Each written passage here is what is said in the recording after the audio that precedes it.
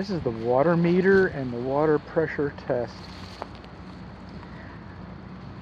This house, this home, this property does not have an irrigation, a lawn sprinkler system. So it's all hand watering. That's what it is. The meter is out in the parkway between the curb and the sidewalk, and that's fine. You've got an analog meter, which is good for home inspectors. See that little red sprocket right there? That's a flow indicator. Some people call them cheater wheels or cheater paddles. Call it what you will. But if that's moving, water's moving.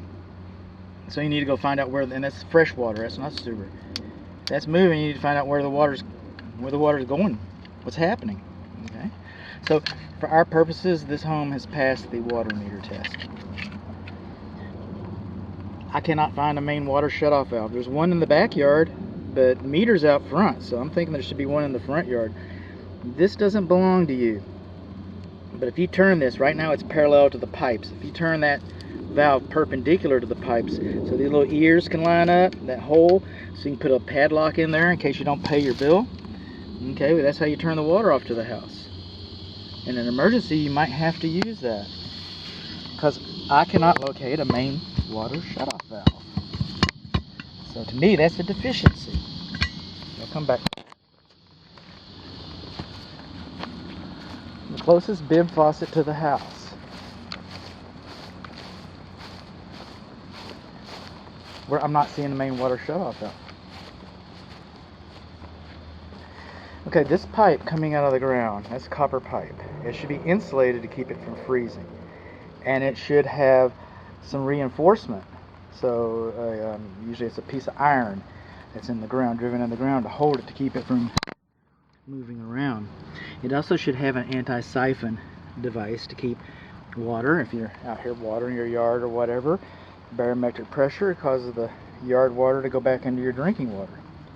We're looking for between 40 and 80 psi. And we got about 50 psi. That's good. That's good. It doesn't have to be 80. Alright, we're looking for flow, not pressure. Pressure and flow are related, and I get that, but a lot of people will be pressure. What you're experiencing inside is flow. What we're talking about right now is 50 psi. Now I'm going to leave it here for a little bit because it's supposed to sit for a few minutes before you actually get the pressure reading. So for the static pressure reading, I think it's 15. Anyway, it won't change much, but that's what you're supposed to do. And I'll come back, I'll get a still image of that. Now this is different than the backyard, in that the backyard has got galvanized piping coming up there. I don't know if that's the only galvanized piping in the house.